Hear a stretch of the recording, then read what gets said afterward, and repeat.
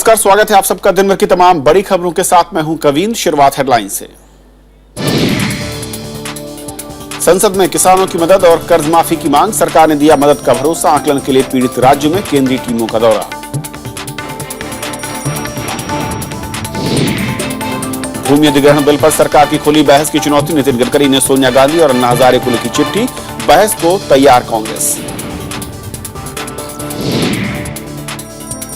आम आदमी पार्टी समेत 6 दलों को चुनाव आयोग का नोटिस नहीं दिया। लोकसभा चुनाव के खर्च का हिसाब 20 दिन के भीतर मांगा जवाब। कर्नाटक के आईएएस जीके रवि की मौत की सीबीआई जांच की मांग हुई तेज। सड़क से संसद तक प्रदर्शन, राजनाथ सिंह ने कहा मुख्यमंत्री की सिफारिश का इंतजार। विश्व कप के सेमीफाइनल में पहुंचा भारत। क्वार्टर फाइनल में बांग्लादेश को 109 रन से हराया। रोहित शर्मा बने मैन ऑफ द मैच।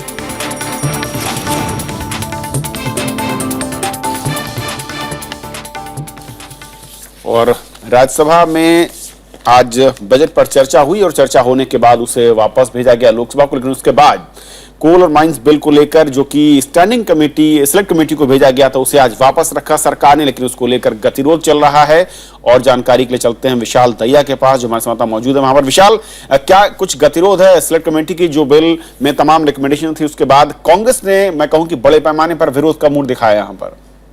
जी बिल्कुल कविंद्र, देखिए कांग्रेस ने अपना रुख कल ही साफ कर दिया था। कल जब जो प्रवर समिति है उसकी रिपोर्ट जब पेश की जा रही थी ऊपरी सदन में, तो कांग्रेस के जो नेता सदन में हैं, जो कि लीडर ऑफ ऑपोजिशन है ऊपरी सदन में, उन्होंने साफ तौर से कहा था कि जिस तरह से प्रवर समिति की रिपोर्ट को बनाया गया है और जिन जिन स्टेक होल्डर्स से बात करनी आवश्यक थी लेकिन उनसे नहीं की गई है, उसको लेकर कांग्रेस प्रवर समिति की रिपोर्ट से सहमत नहीं है।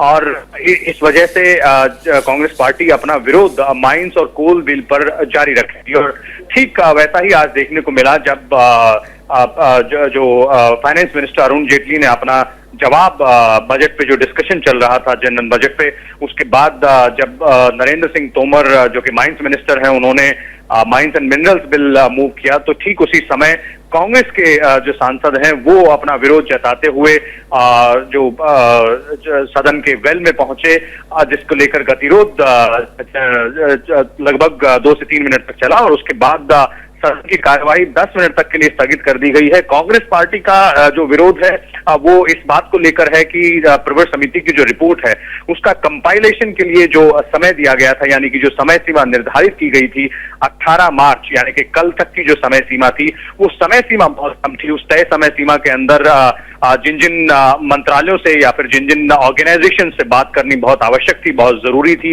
वो नहीं की गई है। इस वजह से प्रवर समिति की रिपोर्ट में वो सब पहलू, वो सब बिंदु नहीं सामने आ पाए हैं जिन पर शायद जिनके चलते कुछ अमेंडमेंट की जरूरत पड़ती इस बिल में।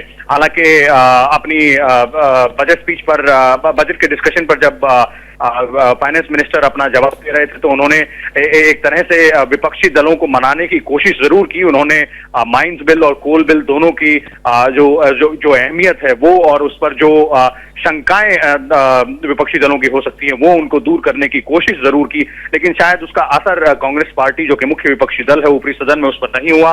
इस वजह से जो माइंस एंड मिनरल्स बिल जिसको पेश किया गया, उसके पेश होते ही गतिरोध शुरू हुआ और इस वक्त सदन की कार्यवाही 10 मिनट के लिए स्थगित है। अब से कुछ ही देर बाद कार्यवाही दोबारा शुरू होगी। लेकिन जिस तरह का जैसे कहा जाए कि रुख कांग्रेस पार्टी जो मुख्य विपक्षी दल है उसने अपनाया है, उसके चलते लग रहा है कि शायद सरकार के सामने एक बहुत बड़ी मुश्किल है इस समय इन दोनों विधेयकों को ऊपरी सदन से पारित कराना। और विशाल, ऐसे में मैं कहूं कि एक बड़ा संकट सरकार के सामने यह होगा कि क्योंकि सत्र खत्म हो रहा है कल, और अगर सरकार आज इन दोनों को राज्यसभा से पास नहीं करा पाती है तो जो अध्यादेश की तारीख है अगर वो खत्म होती है, उसके बाद इन दोनों बिलों को के सवाल, मैं कहूं कि भविष्य को लेकर भी सवाल खड़ा हो सकता है।